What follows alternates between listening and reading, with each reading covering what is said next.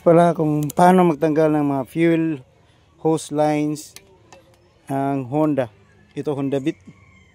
So dito sa fuel pump at saka doon sa fuel injector doon. Gaya din sila dito ng lock. So paano nga ba pagtanggal nito para maiwasan na hindi ito masira? Ganito guys. Tanggalin tong white na to. So yan. Ganyan, hilain. Hindi yan basta-basta mahila. Tapos sundutin dito sa likod. So yan, itong puti na to.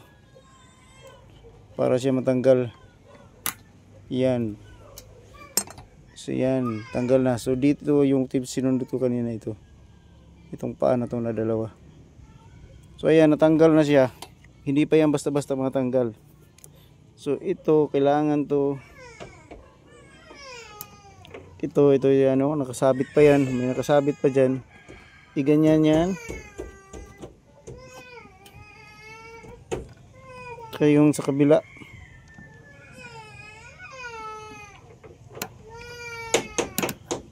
So yan, tanggal na siya.